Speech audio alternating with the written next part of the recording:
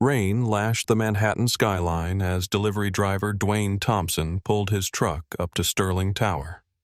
Inside, tech billionaire William Sterling sat in his penthouse, a silver-framed photograph on his desk. The woman in the picture, young and vibrant, possessed a familiar smile, a small scar above her eyebrow. It was Jasmine, Dwayne's wife, 25 years younger. William's voice, a cold steel echo, cut through the opulent silence. "I believe this belongs to you, Mr. Thompson." Her real name is Maya Sterling. Dwayne's world, built on 6 years of marriage, imploded. His wife, his love, was someone else entirely. Dwayne Thompson was 32 years old, a dedicated delivery driver in Newark, New Jersey. His salary, roughly $45,000 a year, was enough for the modest apartment he shared with his wife, Jasmine, and their 4-year-old daughter, Lily. Their life was ordinary, filled with the daily rhythms of work, childcare, and making ends meet. Dwayne often carried the weight of a single father, juggling shifts and routines while Jasmine, a bookkeeper, worked long hours. Yet, he believed they were happy, a quiet contentment forged in shared struggle and affection. One Tuesday afternoon in late November, Dwayne picked up an overflow delivery shift, a route that took him far from his familiar Newark streets. He found himself driving through the ornate iron gates of the Sterling estate on Long Island's Gold Coast. It was a world entirely alien to him, a sprawling mansion of stone and glass, overlooking the Sound, where old money whispered from every sculpted hedge and manicured lawn, the kind of money that made his monthly rent seem like a forgotten coin in a vast ocean of wealth. William Sterling, the tech billionaire who owned this kingdom, had ordered a collection of rare books, valued at $12,000, according to the invoice Dwayne had glimpsed. A uniformed housekeeper answered his ring, her expression polite but distant, and directed him through a cavernous marble foyer. Dwayne clutched the heavy package, his boots scuffing faintly on polished floors, until he reached William Sterling's study. It was a room of dark mahogany and leather, filled with the hushed scent of old paper and power. He placed the package on a side table, his eyes instinctively sweeping the room. That's when his entire world shattered. On the massive mahogany desk, displayed prominently in an ornate silver frame, sat a photograph. Dwayne recognized the woman instantly. She was younger, perhaps 16 or 17, but those eyes, that smile, the small, distinctive scar above her left eyebrow from a childhood mishap, they were unmistakably Jasmine. His Jasmine, his wife, staring out from the desk of William Sterling. His hands went numb. The package slipped an inch before he caught it, the sudden movement yanking him back to the present. His mind raced, grasping at impossible explanations, each more terrifying than the last. An affair. But Jasmine had never mentioned knowing anyone wealthy, never shown any hint of infidelity. They told each other everything, or so he had believed, until this very second. William Sterling entered the study, a man in his late 50s, silver-haired and radiating the quiet authority that came from decades of absolute command. He wore a casual sweater that Dwayne knew, with a gut-wrenching certainty, probably cost more than he earned in a month. William barely glanced at Dwayne, his attention fixed on the package. Dwayne set it down, his hands trembling. He knew he should leave, maintain his professionalism, get the signature, and disappear. But his eyes kept drifting back to that photograph, a silent scream in the opulent room. "Is there a problem?" William's voice was clipped, carrying an edge of impatience. "That photo," Dwayne heard himself say, the words raw and unsteady. "The woman in the silver frame. Where did you get it?" William's expression shifted, a flicker of surprise, perhaps even recognition. crossing his face. That's personal. Why do you ask? Because that's my wife. The words hung in the air between them, heavy and irrefutable. William stared at Dwayne for a long moment, his face a mask. Then he moved to his desk, picked up the frame, and studied it as if seeing it for the first time in years. Your wife, William repeated slowly. What's her name? Jasmine. Jasmine Thompson. She was Jasmine Williams before we married. William set the frame down carefully. I think you should leave. Not until you tell me why you have her photo. Dwayne's voice tightened, desperation warring with a rising fury. I don't owe you any explanations. You're here to deliver a package, nothing more. William pulled out his phone. If you don't leave immediately, I'll call security. Dwayne wanted to argue, to demand answers, but he recognized the futility. Men like William Sterling did not explain themselves to people like him. He snatched the delivery tablet, got William's scrawled signature, and left. As he drove back toward the city, his mind spun in a dizzying loop. How did William Sterling know Jasmine? When had that photo been taken? The frame, expensive and antique, suggested someone important, not a casual acquaintance, not a former employee. He knew he wasn't going to let this go.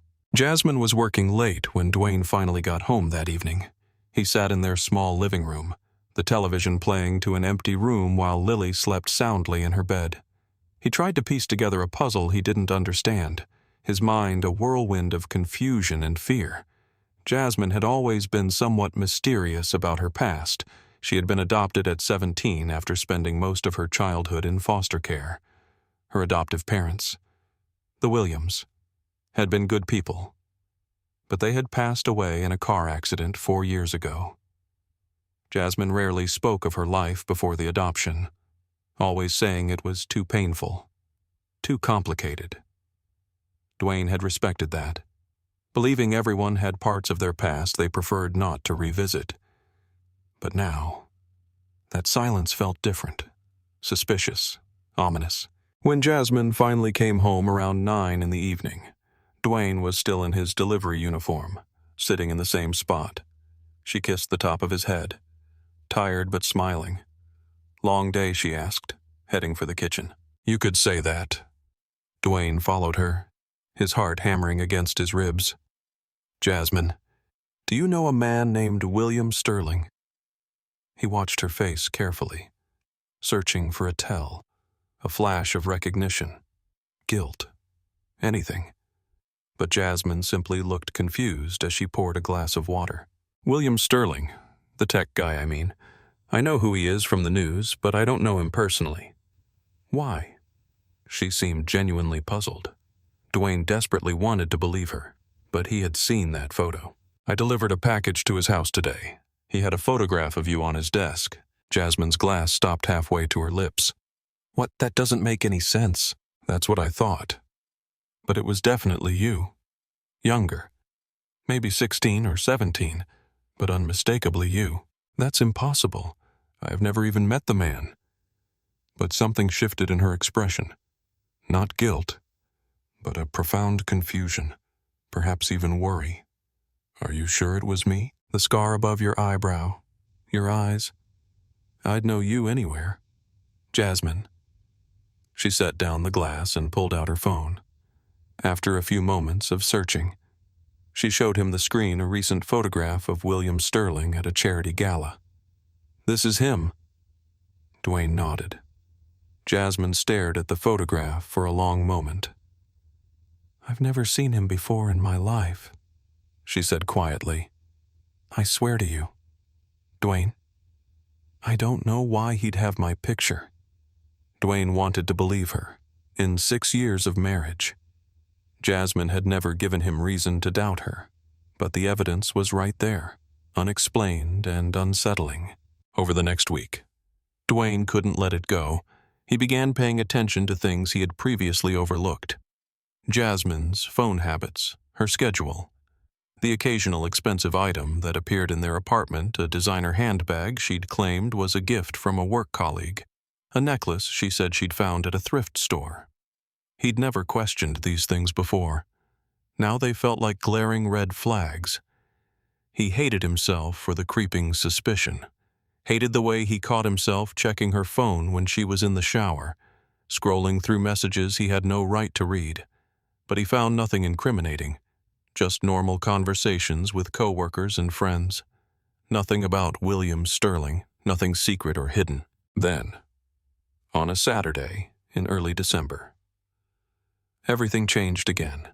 Dwayne was grabbing coffee from their usual spot, a small cafe 3 blocks from their apartment, when he saw them, Jasmine and a man he didn't recognize, sitting at a corner table.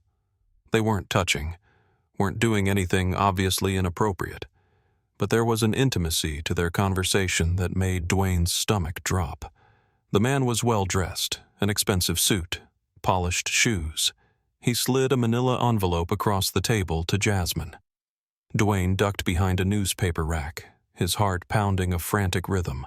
He watched as Jasmine opened the envelope, pulled out what looked like documents, and read through them. Her hand went to her mouth. She looked shocked, maybe even scared. The man reached across and squeezed her hand, saying something Dwayne couldn't hear from his hiding spot. Jasmine nodded, her eyes brimming with tears. Dwayne left before they could see him, walking home in a daze, his coffee forgotten. What had he just witnessed? Who was that man? What was in that envelope? When Jasmine came home 2 hours later, she was quiet, distant. She claimed she'd been shopping, but she had no bags, no purchases to show for her time out. "Everything okay?" Dwayne asked, trying to sound casual. "Yeah, fine. Just tired." But she wouldn't meet his eyes. That night, Dwayne lay awake long after Jasmine had fallen asleep. The pieces didn't fit together, but they formed a picture he didn't want to see: a wealthy billionaire with her photo. Secret meetings with well-dressed men, expensive gifts with vague explanations, Jasmine's mysterious past that she never wanted to discuss. Dwayne had grown up working class in Brooklyn. His parents ran a small dry cleaning business, working 70-hour weeks to keep him fed and in decent schools. He'd learned young that the world wasn't fair, that people like him had to work twice as hard for half as much. But he'd also learned to trust his instincts. And right now, every instinct was screaming that something was wrong. The following Monday, Dwayne did something he'd never imagined himself capable of. He called in sick to work and drove back out to the Sterling estate.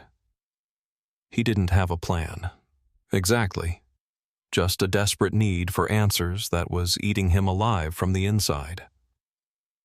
He parked down the street, trying to figure out his next move, when he saw a Mercedes sedan pull through the gates, through his windshield. Dwayne could make out the driver, the same well-dressed man from the cafe, the man who'd given Jasmine that envelope. Dwayne's hands clenched on the steering wheel. Whatever was happening, it involved William Sterling, that mysterious man, and his wife. And Dwayne was going to find out what it was, even if the truth destroyed him.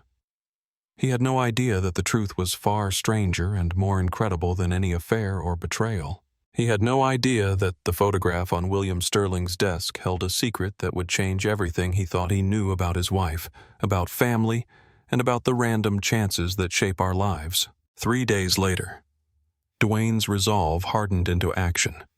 He'd spent hours, days, researching William Sterling's background, with the obsessive focus of a man trying to save his marriage. Sterling had made his billions in software security in the early 2000s, then diversified into real estate and venture capital. Divorced twice. No children according to public records. A philanthropist. A political donor. But nothing that explained his connection to Jasmine. Dwayne had also tracked the mysterious man from the cafe. It took some work, but he'd followed him from another meeting with Jasmine, yes.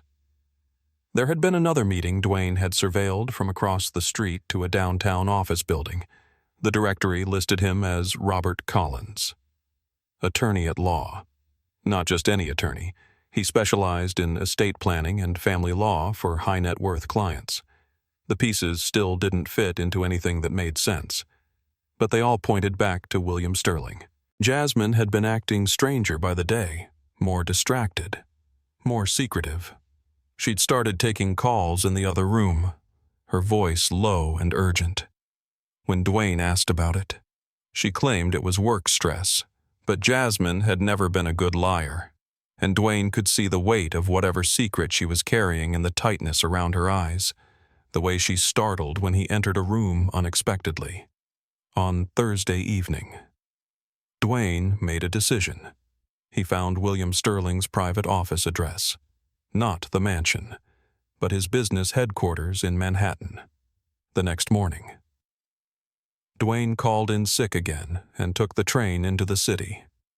The building was one of those glass towers in Midtown, all steel and modern art in the lobby. Dwayne felt out of place in his regular jeans and jacket, surrounded by people in $1,000 suits, but he made it past security with a lie about having a delivery. He found his way to the 42nd floor, where Sterling Capital Management occupied half the level. The receptionist, a polished woman in her 30s, smiled professionally. "Do you have an appointment?" "No, but I need to speak with Mr. Sterling. It's urgent, personal." "I'm afraid Mr. Sterling doesn't take unscheduled meetings. If you'd like to tell him it's about Jasmine Williams, tell him the delivery driver from last month needs 5 minutes of his time." The receptionist's expression flickered. She picked up her phone, spoke quietly for a moment, then looked at Dwayne with new interest. "Mr. Sterling will see you, but you have 10 minutes, not 5. Dwayne was ushered through a maze of glass-walled offices to a corner suite with sweeping views of Central Park. William Sterling stood by the window, his back to the door. When he turned, his expression was guarded. "Mr. Thompson, I wondered if you'd show up here eventually. You know my name. I know a great many things." "Mr. Thompson, sit. We have matters to discuss." William gestured to a leather chair, then settled behind his desk. That same silver-framed photograph sat in the corner, Jasmine's young face smiling out at them both.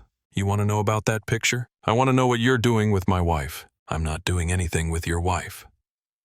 William's tone was measured, careful, though I understand why you'd think otherwise given the circumstances. Then explain the circumstances. Explain why you have her photo. Explain the secret meetings with lawyers. Explain why my wife has been lying to me for weeks. Dwayne's voice rose despite his efforts to stay calm. William studied him for a long moment. Then he opened a drawer and pulled out a folder. He slid it across the desk. "Before you look at that, I need you to understand something. What I'm about to tell you will sound impossible, but it's the truth, and I have the documentation to prove it." Dwayne opened the folder. Inside were photographs, old ones from what looked like the 1980s or early 90s. A young couple with a small child. The woman had Jasmine's eyes. The man had her smile. 25 years ago, William said quietly. "My younger brother and his wife died in a house fire. Their daughter was never found. The authorities assumed she'd perished in the blaze, but no remains were ever recovered. The case went cold." Dwayne looked up sharply. "What are you saying?" "I'm saying that 2 months ago I hired a private investigator to take one more look at that cold case. 25 years is a long time. But new forensic techniques, new databases. I wanted closure. What I found instead was evidence that my niece didn't die in that fire. She was taken." The room felt like it was tilting. Dwayne gripped the edge of the desk. "That photo on my desk," William continued, "was taken 6 months after my brother's death by a security camera at a bus station in Philadelphia. A man was traveling with a girl matching my niece's description. The police at the time couldn't identify them, couldn't track them. But with modern facial recognition software, my investigator was able to trace that girl through various foster care records under different names. She was moved around constantly. Her identity changed multiple times until finally, at age 17, She was adopted by a couple named Williams in Newark. No, Dwayne whispered. But even as he said it, pieces were falling into place. Jasmine's mysterious past, her lack of family, the way she'd always said her early childhood was too painful to remember. I had DNA analysis done, William said gently. From Jasmine's medical records. Nothing invasive or illegal. Just samples from routine blood work that medical labs keep on file. The match is conclusive. Jasmine Williams, your wife, is Maya Sterling, my brother's daughter, my niece. Dwayne couldn't breathe. Does she know? Not yet. I wanted to be absolutely certain before approaching her. I wanted to understand her life. Make sure that revealing this information wouldn't cause more harm than good. William's expression softened. I've been having her followed. Mr. Thompson. Not to spy, but to protect her and to understand who she'd become. That's why I know about you. About your marriage. About the life you've built together. The lawyer you managed, Robert Collins, is preparing the documentation for when I finally tell her there's a substantial trust fund. Money her father left behind. Money that's been growing for 25 years. There are properties, investments. None of that matters compared to the truth she deserves to know about her identity. Dwayne's mind was reeling. Jasmine wasn't having an affair. She wasn't betraying him. She was caught in the middle of something she didn't even know about yet. A past that had been stolen from her. A family she'd never known she had. Why didn't you just tell her? Dwayne asked. Because telling someone their entire childhood was a lie. That they were kidnapped and had their identity erased. That they have an uncle they never knew existed. That's not a conversation you rush into. I needed to be sure. I needed to be prepared to support her through whatever came next. William's voice carried genuine pain. I lost my brother and his wife. I thought I'd lost Maya, too. Finding out she's alive, that she's been living just a few miles away all this time. It's a miracle and a tragedy all at once. Someone took her, Dwayne said, the implications sinking in. Someone deliberately separated her from her family. Yes, and I intend to find out who and why. William's expression hardened. But first, Jasmine needs to know the truth. And I think that conversation needs to happen with you there. She'll need you. Mr. Thompson, this is going to turn her world upside down. Dwayne looked down at the photographs in the folder, a little girl who would grow up to be his wife, a brother who would never see his daughter again, a family destroyed by fire and secrets. His hands were shaking when he asked, Tomorrow, if you're willing, Robert Collins will be there with all the legal documentation. I have medical records, DNA results, everything she'll need to verify what I'm telling her. William paused. I know this isn't what you expected when you came here today. Dwayne let out a sound that was half laugh, half sob. I thought you were having an affair with my wife. I know.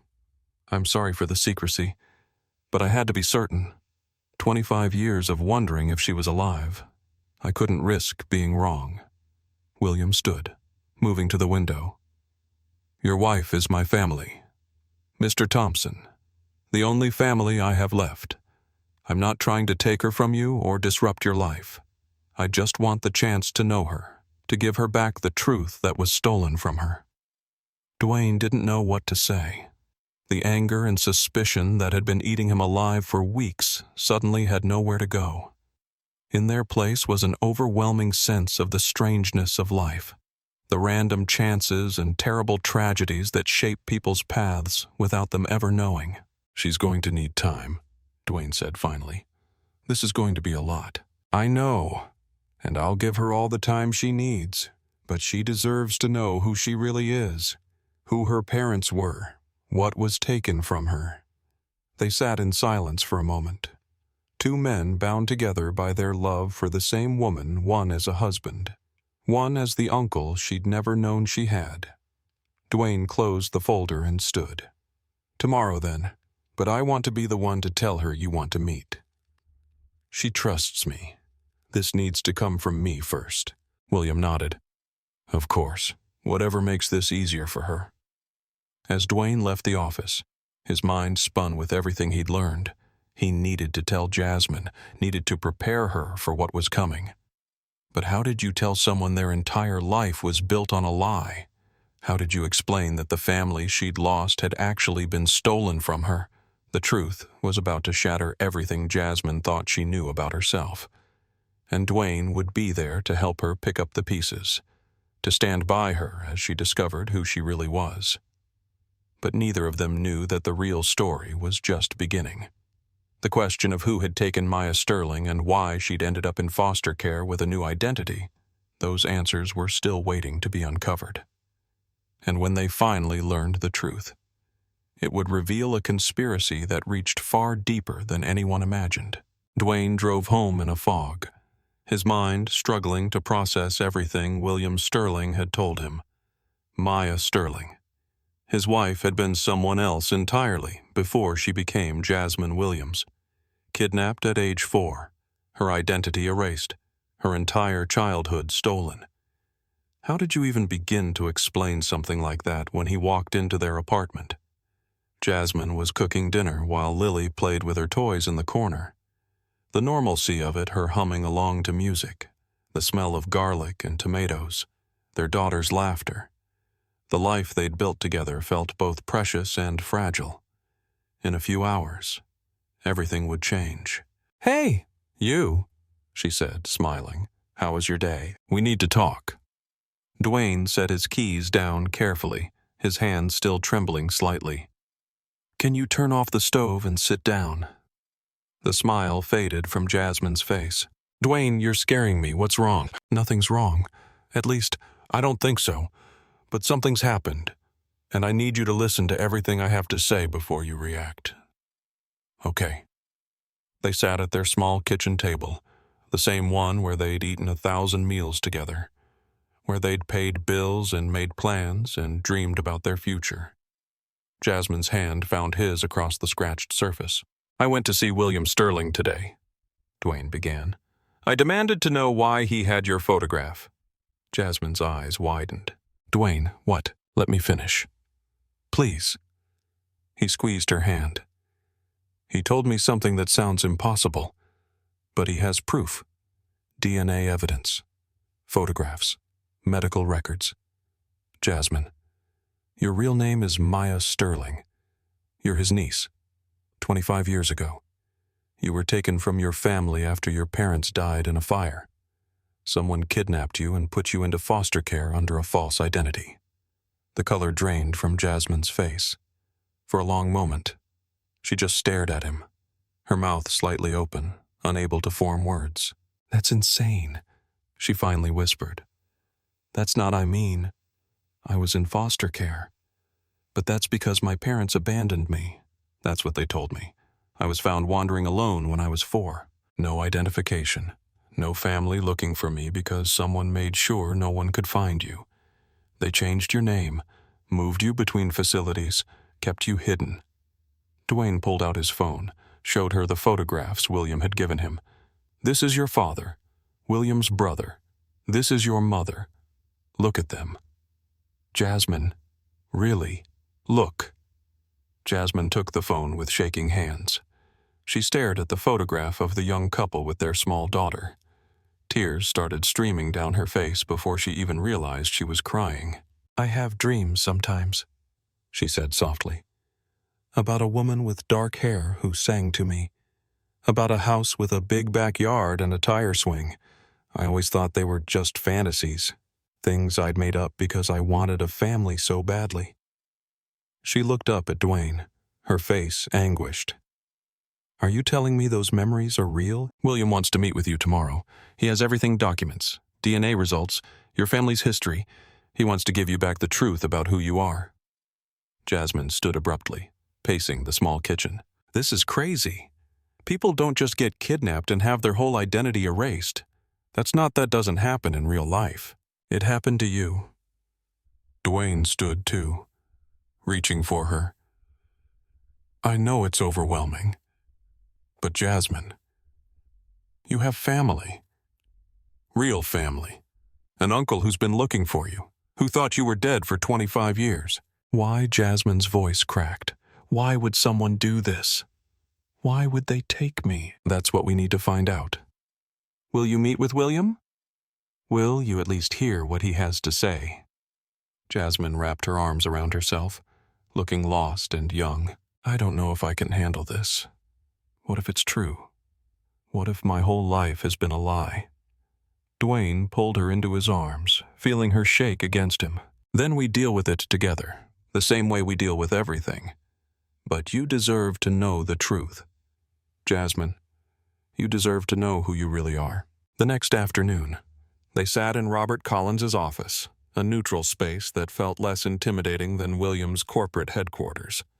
The attorney was professional but kind, laying out documents on the conference table with careful precision. William sat across from them, his expression a mix of hope and nervousness that made him seem more human than the commanding billionaire Dwayne had first encountered. Miss Williams or Miss Sterling, if you prefer, William began. I want to start by saying how sorry I am. Sorry for your loss. Sorry for the years you spent alone. Sorry for approaching this in a way that may have seemed secretive or frightening. Jasmine's hand found Dwayne's under the table, gripping tight. Just tell me what you know. For the next hour, William laid it all out. His brother, David, and sister-in-law, Nicole, had died on March 15th, 1999, when their house in Westchester burned down. Their daughter, Maya, age 4, was presumed dead, but no body was ever found, and the fire investigation had been oddly incomplete. I was living in California at the time. Building my company, William explained, his voice heavy with old regret. I flew back for the funeral, tried to get answers, but the case went cold within months. I blame myself for not being there, for not pushing harder. Robert Collins slid a DNA report across the table.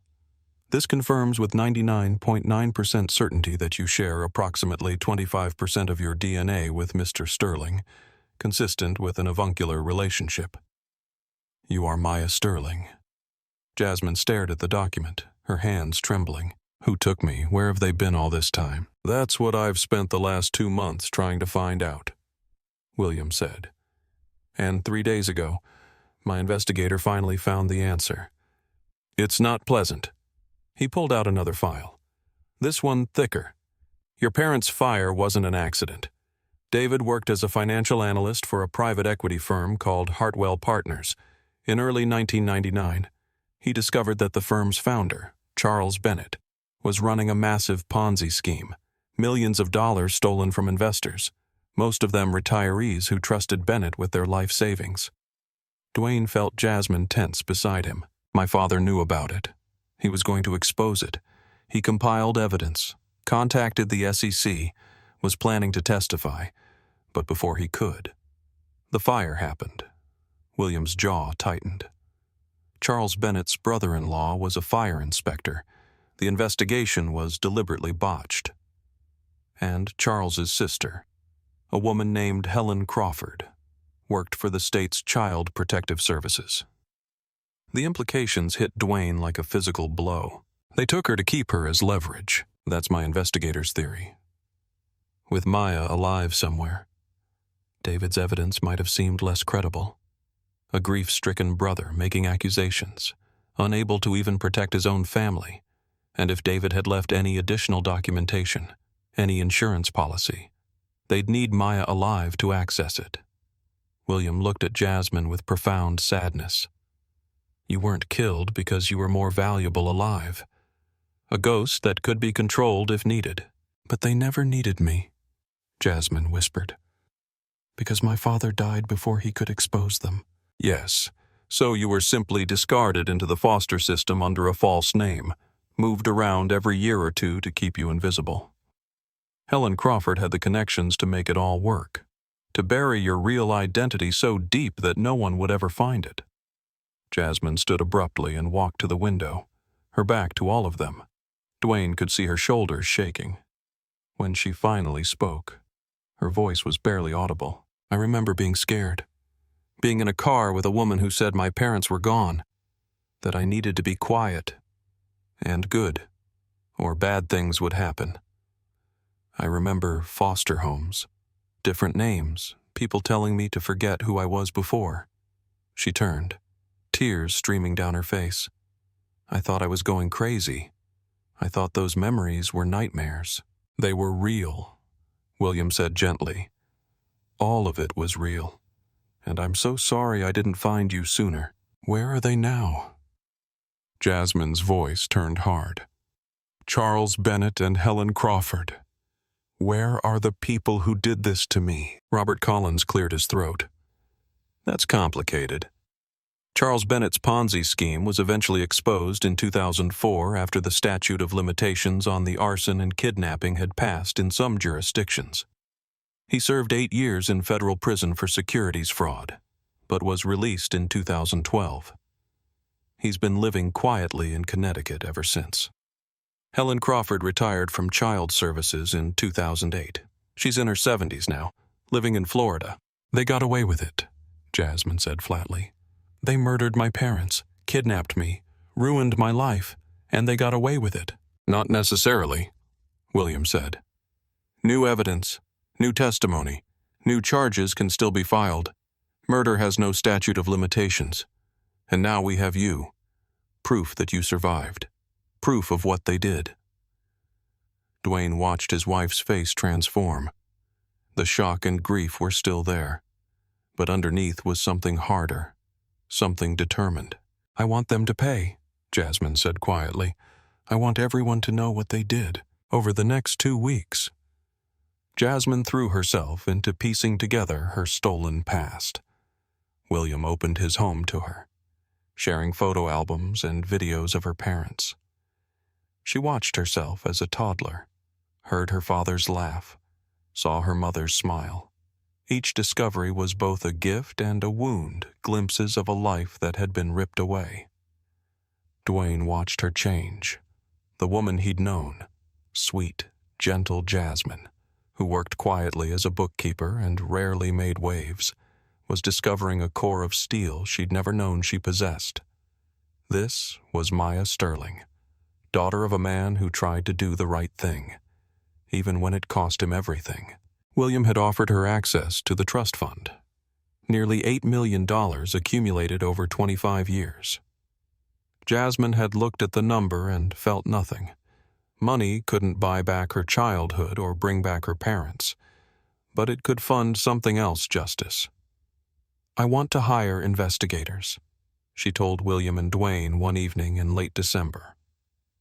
They sat in William's study, the same room where Dwayne had first seen her photograph. I want to find every piece of evidence that connects Bennett and Crawford to what happened. I want it airtight. The family attorney already has people looking into it, William said.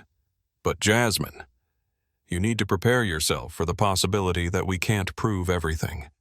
It's been 25 years. Evidence degrades. Witnesses die. Memories fade. Then we find what we can, and we make it count. Jasmine's voice was steady. These people took everything from me. They don't get to just live out their retirement in peace. Dwayne had never been prouder of her, or more worried. Jasmine, this is going to be hard, going up against people like that. I know, but I need to do this. Dwayne, I need them to know that Maya Sterling didn't disappear, that they failed to erase me. She took his hand. I need you to understand why this matters. I do understand, and I'm with you. Whatever you need, what they needed, it turned out, was a small miracle, and they got it from an unexpected source. In mid-January, William's head investigator, a former FBI agent named Michelle Carter, requested an urgent meeting. She arrived at the apartment with a laptop and an expression Dwayne couldn't quite read. I found someone, Michelle said without preamble. Someone who worked for Charles Bennett in 1999. His name is Frank Morrison, and he's dying. Stage 4 pancreatic cancer. Maybe 3 months left. He's decided he wants to clear his conscience before he goes. Jasmine leaned forward. He knows something. He knows everything. He was Bennett's right-hand man. Helped him run the Ponzi scheme. He was there the night they planned the fire. Michelle opened her laptop, turned it so they could see. He's willing to give a formal deposition. He'll testify to everything: the scheme, the murder, the kidnapping. He says he's lived with the guilt for 25 years, and he wants to make it right before he dies. Dwayne felt Jasmine's hand tighten in his. Why now? She asked. Why come forward after all this time? He has grandchildren. Says he can't die knowing they might someday learn what he did and think he was a monster. He wants to do one decent thing before the end. Michelle's expression softened. I know it's not much of a redemption arc, but his testimony could be the key to everything, within days. Frank Morrison gave a videotaped deposition that laid out the entire conspiracy. He described how Charles Bennett had panicked when David Sterling discovered the fraud, how they'd planned to make it look like an accident, how Helen Crawford, Bennett's sister, had suggested taking the child instead of killing her leverage, a way to muddy the waters if David had left behind evidence. We told ourselves we were saving her, Morrison said on the tape, his voice weak and raspy, that she'd have a better life than being orphaned. But the truth is, we were monsters. We took that little girl and threw her into the system like she was garbage. And Maya's parents, David and Nicole, were good people. They didn't deserve what happened to them. Jasmine watched the deposition with tears streaming down her face. Beside her, Dwayne held her hand while William sat stone-faced, his jaw tight with rage. That's enough, Robert Collins said, pausing the video. We have what we need. With this testimony, we can move forward. Move forward, how? Jasmine asked. Criminal charges against Charles Bennett and Helen Crawford for conspiracy to commit murder, kidnapping, child endangerment, and fraud. The district attorney will need to review everything. But with Morrison's testimony and the supporting evidence we've gathered, we have a strong case. Jasmine nodded slowly. I want to be there. When they're arrested, I want them to see my face and know they failed. Michelle Carter smiled grimly. I think that can be arranged. The arrests happened on a cold morning in February. Dwayne took the day off work to be with Jasmine when the news broke. They watched from William's penthouse as news helicopters circled Helen Crawford's daughter's house in Garden City, where the elderly woman had been staying. Police led her out in handcuffs, her face shocked and pale. In Connecticut, Charles Bennett's arrest was less dramatic, but more satisfying. He'd been having breakfast at a country club when federal agents arrived. The news cameras caught him trying to maintain his dignity as he was escorted out past stunned fellow members. Former financial executive and CPS worker arrested in cold case murder and kidnapping. The headline read, By evening, every major news outlet was covering the story. The case had everything: murder, conspiracy, a child stolen and lost for decades, and finally, justice. Jasmine watched it all with an expression Dwayne couldn't quite read. Not satisfaction. Exactly. More like exhaustion mixed with grim determination. It's not over, she said quietly. The trial will take months, maybe years. They'll fight it. They'll try to discredit Morrison's testimony, claim the evidence is too old, argue technicalities. Let them fight, William said. He joined them at the penthouse, the three of them bound together by blood and purpose. We have the truth on our side, and we have something they took away 25 years ago. We have Maya Sterling, alive and ready to face them. That night, Jasmine couldn't sleep. She and Dwayne lay in bed in their small, newer apartment. They'd refused to move. Despite William's offers of better accommodations, this place was theirs, a life they built with their own hands. Do you ever wonder who I would have been? Jasmine asked in the darkness, if none of this had happened. If I'd grown up as Maya Sterling with parents who loved me and an uncle who would have spoiled me and a normal, stable childhood. Dwayne pulled her closer. I think about it. But I also know that person wouldn't be the woman I fell in love with. You are who you are because of everything you survived, and you're incredible." "I'm angry," Jasmine admitted. "I'm so angry all the time now. Angry at what they took.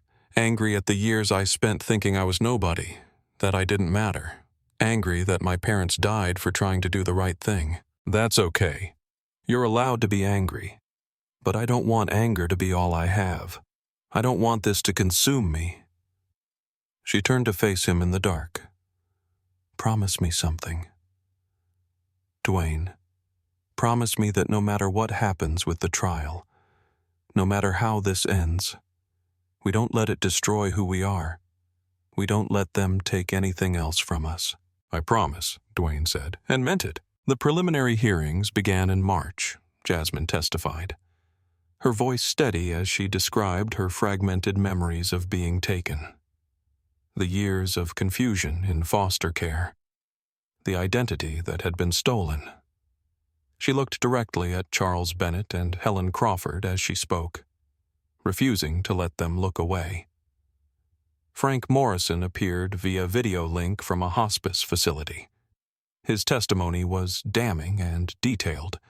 The defense attorneys tried to discredit him, convicted felon, dying man trying to ease his conscience. No physical evidence to support his claims. But Michelle Carter had been thorough. She'd found the fire inspector's falsified report, traced the money that had changed hands, documented Helen Crawford's unusual involvement in Maya's case, piece by piece. The conspiracy was laid bare. In April, Frank Morrison died, but his deposition remained a ghost testifying from beyond the grave about sins that could no longer be hidden. The trial was set for June, and Jasmine Sterling, she'd started using her birth name, though Dwayne still called her Jasmine in private, prepared to face the people who destroyed her family. And finally, after 25 years, demand they answer for what they'd done. But as spring turned to summer, none of them realized that the trial would reveal one more secret, one final piece of the puzzle that would change everything they thought they knew about that night in 1999, and the real reason Maya Sterling had been taken. The complete truth was still waiting to be uncovered, and when it finally came to light, it would be stranger and more heartbreaking than any of them had imagined. The trial of Charles Bennett and Helen Crawford began on the first Monday in June in a federal courthouse in Manhattan. Dwayne took a leave of absence from his delivery job. William had offered to cover their expenses, and for once, Jasmine had accepted. This was more important than pride. The courtroom was packed. Jasmine sat in the front row with Dwayne on one side and William on the other. A united front, across the aisle. Charles Bennett sat with his expensive defense team, looking older than his 73 years, but still carrying himself with the arrogance of someone who'd gotten away with everything for decades. Helen Crawford, 76 and frail-looking, sat separately with her own attorney. The two defendants hadn't spoken to each other since their arrests, a crack in their alliance that the prosecution intended to exploit. Assistant District Attorney Sandra Mitchell was sharp and relentless. In her opening statement, she laid out the case methodically, David Sterling's discovery of the Ponzi scheme, his intention to report it, the convenient fire that killed him and his wife, and the daughter who disappeared without a trace.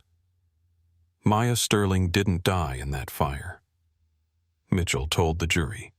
She was taken deliberately, systematically, by people who saw a 4-year-old child not as a human being, but as a loose end to be managed, and for 25 years. They thought they'd gotten away with it. But Maya Sterling is here today, alive and ready to tell you what they did to her. The defense's strategy became clear. They'd argue that Frank Morrison's testimony was unreliable, a dying man's delusions motivated by medication and guilt over unrelated crimes. They'd claim the fire had been a tragic accident, that Maya's disappearance into foster care was a bureaucratic failure, not a kidnapping. They'd say the connections the prosecution had drawn were circumstantial at best. "My client is 73 years old," Charles Bennett's attorney argued. "He served his time for the securities fraud, crimes he deeply regrets, but he is not a murderer. He is not a kidnapper. And the prosecution's case rests entirely on the word of a convicted felon who waited until he was literally on his deathbed to suddenly remember this elaborate conspiracy." But the prosecution had more than Frank Morrison's testimony. On the third day of trial, Sandra Mitchell called Dr. Michael Patterson, a forensic analyst who'd reviewed the original fire investigation. He testified that the fire's point of origin and burn patterns were consistent with arson, not an electrical fault, as the original report claimed. More damning, he identified 3 significant omissions in the original fire inspector's work omissions that any competent investigator would have noticed. This wasn't incompetence. Dr. Patterson stated, "This was deliberate falsification designed to support a predetermined conclusion." The defense tried to argue that mistakes happen, that second-guessing a 25-year-old investigation was unfair, but Mitchell was ready. She produced financial records showing a $50,000 deposit into the fire inspector's account 2 weeks after the blaze money that came from a shell corporation, later tied to Charles Bennett's network of fraudulent entities. Dwayne watched Jasmine's face as the evidence mounted. She sat perfectly still, her expression composed, but he could see the toll it was taking in the tightness around her eyes, the way her hands clenched in her lap. On the 5th day, Jasmine took the stand. Sandra Mitchell guided her through her testimony gently but thoroughly. Jasmine described her fragmented memories of that night, being taken by a woman who said her parents were gone, the terror of not understanding what was happening. She spoke about the years in foster care, the constant moves, the feeling of being erased. "They told me different stories about where I came from," Jasmine said, her voice steady despite the tears on her cheeks. "Sometimes I was abandoned. Sometimes I was found wandering. The details always changed. I grew up thinking I was nobody, that I didn't matter enough for anyone to keep track of my story." "And when did you learn the truth?" Mitchell asked. 4 months ago, when my husband discovered my photograph in my uncle's home, when I learned that I wasn't nobody. I was Maya Sterling, and I had parents who loved me and an uncle who never stopped looking for me. I learned that I mattered, that I'd always mattered. The defense's cross-examination was brutal. They tried to suggest her memories were false, implanted by suggestion and the desire to believe William's story. They pointed out inconsistencies in her recollections, dates that didn't quite line up, details that seemed too vague. "Isn't it true?" Miss Sterling Bennett's attorney pressed, "that you have no actual memory of being taken as you claim that your earliest clear memories are from age 6 or 7 in foster care?" "My earliest clear memories are from that age," Jasmine agreed, "but I have fragments from before images, feelings, moments, and they match what actually happened. They match the truth, or they match what you've been told happened, what you want to believe happened. Because it gives your difficult childhood a narrative that makes you the victim of a conspiracy rather than the victim of ordinary tragedy." Dwayne saw Jasmine's jaw tighten, but her voice remained calm. "I am the victim of a conspiracy. The evidence proves that, and nothing you say can change what they did to me." The trial's turning point came in the second week when Helen Crawford's attorney made a calculated move, seeing the evidence mounting against his client. He approached the prosecution with an offer Helen would testify against Charles Bennett in exchange for a reduced sentence. The courtroom was electric the day Helen Crawford took the stand. She looked smaller than she had during the arrests, diminished by age and the weight of her crimes. But her memory was sharp, and her testimony was devastating. "Charles called me the day after David Sterling contacted the SEC," she said, her voice barely above a whisper. "He was panicking. He said David had enough evidence to destroy everything, to send him to prison for decades. He asked if there was a way to make it stop. "And what did you suggest?" Sandra Mitchell asked. "Nothing. Not at first. But then Charles's brother-in-law, the fire inspector, he suggested making it look like an accident. And Helen's voice broke. I said if they went through with it, they needed to be careful about the child. That if she survived, she could be a complication later." "What did Mr. Bennett say to that?" "He said to take care of it. To make sure she disappeared but stayed alive in case they needed leverage if David had left evidence behind somewhere." Helen looked at Jasmine for the first time. Her eyes filled with tears. "I'm sorry. I'm so sorry. I told myself I was saving you by not letting them kill you, too. But I know that's not true. I was just covering for their crime." The courtroom erupted. The judge called for order. Jasmine sat frozen, staring at the woman who'd stolen her childhood, who'd thrown her into the system and erased her identity. Under cross-examination, Helen revealed more details. How she'd personally handled Maya's case file, creating a false history and moving her between facilities to keep her invisible. How she'd checked on her periodically over the years, always from a distance, making sure she stayed lost in the system. "Did you ever consider telling the truth?" the prosecutor asked. "Every day," Helen said, her voice breaking. "But I was afraid. Afraid of prison. Afraid of what Charles might do to me or my family if I talked. So I stayed quiet. And I let that little girl suffer for my cowardice." The defense tried to salvage something, suggesting Helen was lying to save herself, that her testimony was self-serving. But the details matched too perfectly with the evidence, with Jasmine's fragmented memories, with Frank Morrison's deposition. Charles Bennett's face was ashen as Helen stepped down. His empire of lies was crumbling, and everyone in the courtroom could see it. The prosecution rested after 2 more days of witnesses, financial experts who traced the money, child welfare workers who confirmed the irregularities in Maya's case, even the Williams' former attorney who testified about how unusual it had been for Jasmine to have so little documentation when they adopted her. The defense put up a fight, but it was clearly a losing battle. They called character witnesses who spoke of Charles's philanthropy in later years, his regret over the Ponzi scheme. They tried to paint Helen as the mastermind, suggesting she'd acted independently. But the evidence was overwhelming. And when the defense rested without calling either defendant to testify, the jury's verdict seemed inevitable. Closing arguments took 2 days. The defense argued reasonable doubt, the unreliability of testimonies from criminals in the distant past. The prosecution laid out the timeline with devastating precision.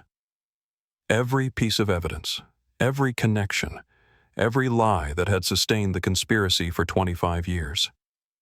Maya Sterling was 4 years old.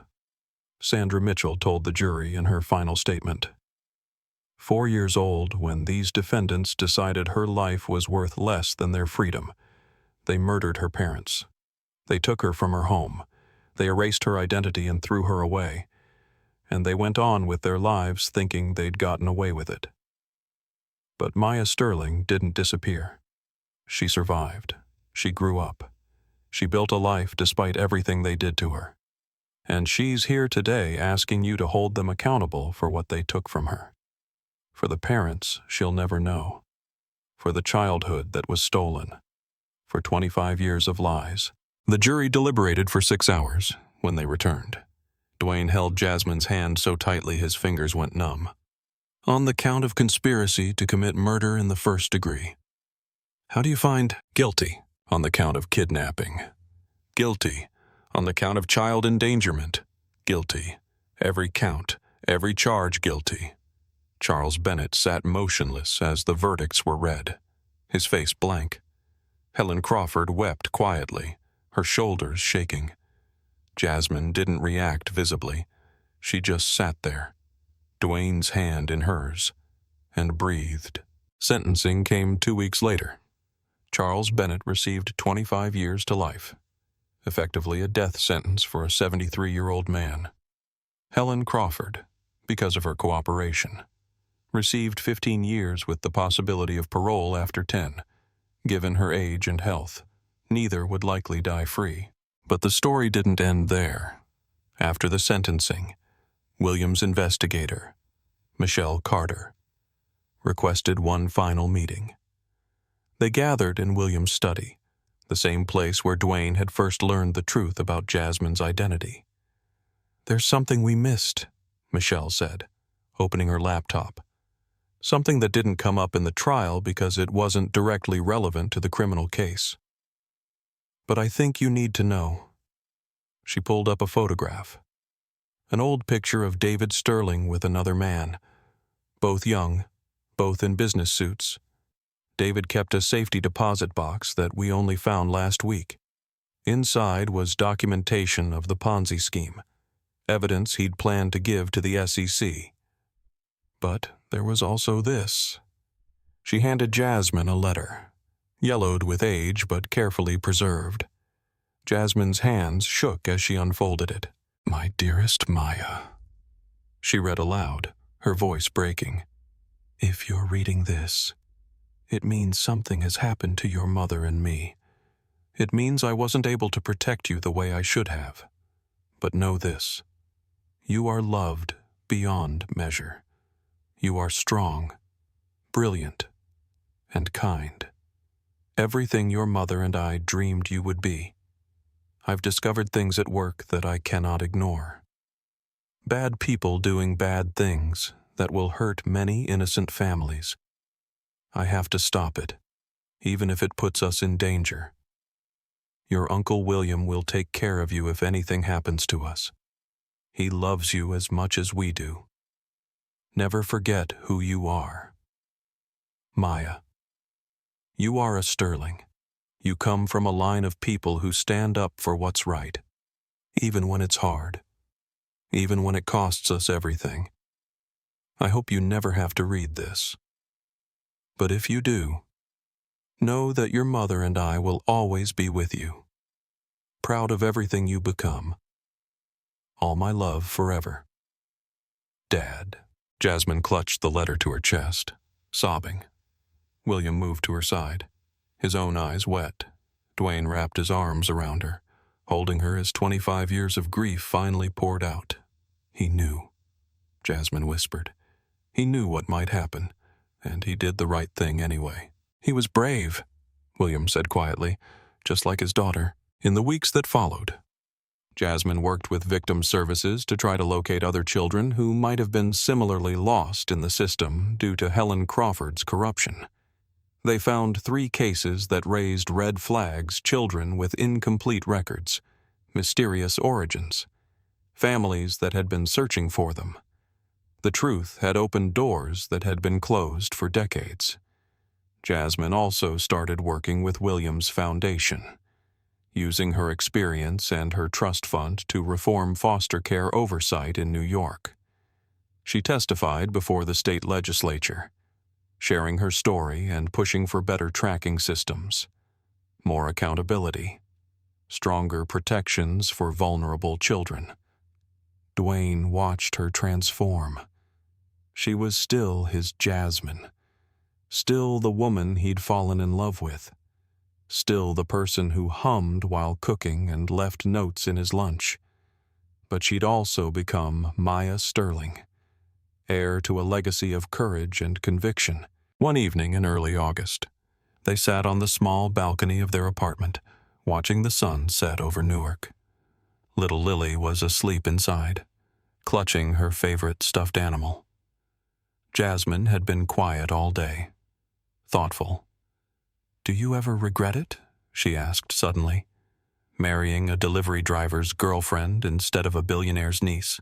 Dwayne laughed. "I didn't marry a billionaire's niece. I married you. The money, the family drama, the courtroom theatrics, that's all just stuff that happened. You're still the woman who laughed at my terrible jokes and said yes when I proposed with a ring I saved 6 months to buy."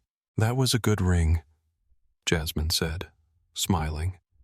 "I still wear it, even though you could afford better now.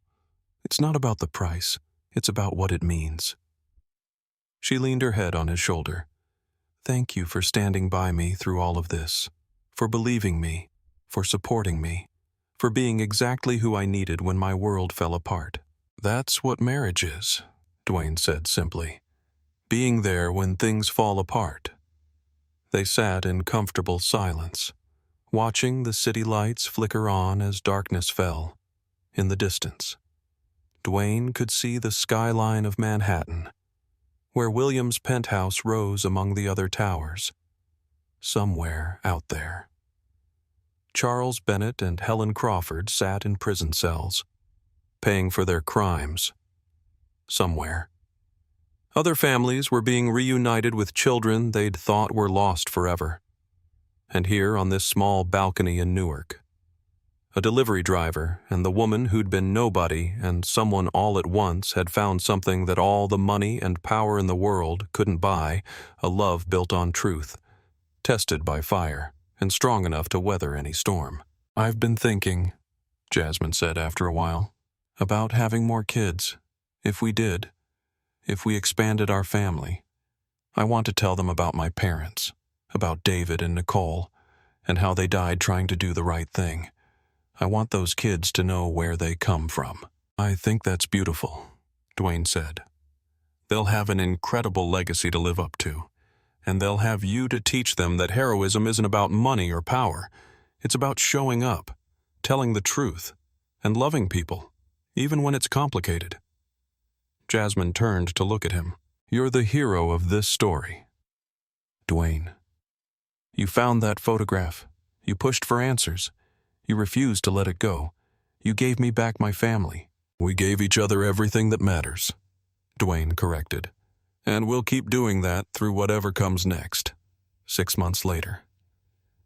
Dwayne stood in William's mansion, now a place he visited regularly, no longer intimidated by the wealth or the setting, and watched Jasmine give a speech to a room full of philanthropists and child welfare advocates.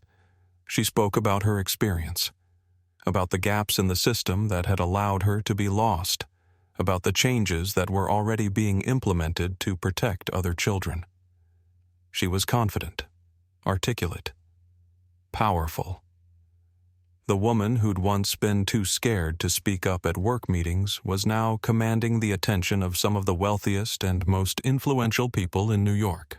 When the speech ended, William approached Dwayne with 2 glasses of champagne. She's remarkable, William said, watching Jasmine network with the crowd. She always was, Dwayne replied. The world just didn't know it yet. I'm glad she had you. Through all of this, you were her constant.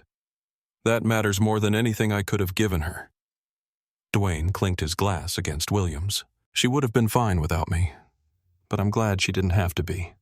That night, back in their apartment, they decided to stay in Newark, despite numerous offers to help them move somewhere more appropriate. Jasmine kicked off her heels and collapsed on the couch with a sigh. Tired, Dwayne asked. Exhausted. But good exhausted. She patted the couch beside her. Come here.